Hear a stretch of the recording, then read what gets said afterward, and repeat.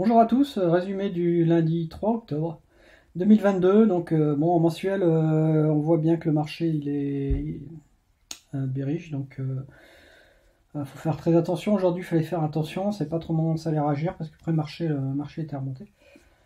Donc aujourd'hui, pas de setup particulier sur des time frames plus élevés, comme une heure par exemple, en tout cas sur les actions que je trade moi.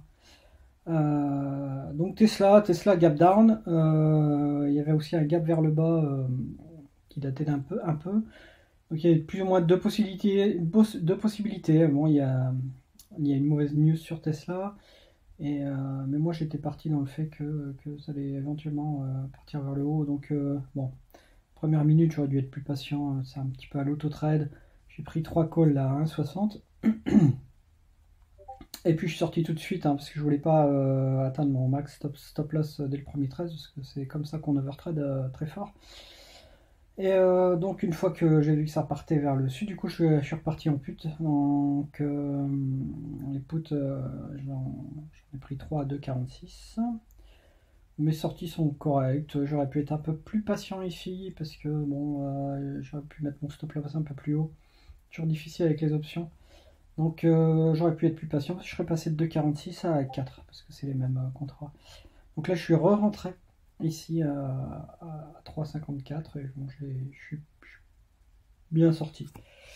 Ici il y a une trade line qui se dessinait, c'était le trade 4, je ne l'ai pas noté mais je suis rentré, je suis sorti. Bon, de toute façon j'ai vu que le premium il prenait très peu de valeur, hein. Ça c'était pas terrible, donc je suis sorti de toute façon. Et puis là j'ai essayé je pensais que ça allait repartir vers le sud parce que Spy il montait haut et d'un coup. Et bon, on voyait bien qu'en fait Tesla était beaucoup moins fort que le marché, donc je m'attendais à que ça repartait fort vers le bas. Finalement ça l'a jamais fait, donc j'ai perdu un peu d'argent là, mais bon, c'est tout. C'est un petit peu de l'overtrading pour moi. On va voir le PNL, donc PNL 86. C'est pas top, mais bon, ça va. Ça permet d'être vert pour le début du mois. C'est toujours bien. La première semaine, il faut toujours faire attention pour se créer un petit coussin de sécurité et pouvoir peut-être augmenter après les positions par la suite dans le mois. Donc, bon, cette trade, premier négatif. Donc, bon, j'avais investi quoi? C'est 48 480 dollars. Perdu moins de 10%, puisque en général je suis à peu près à 10% de stop loss. Et puis après donc j'ai pu capter les deux mouvements vers le bas. Là ici c'était les calls, donc le fameux call après la cassure de la trendline, mais bon le premium prenait pas de toute façon.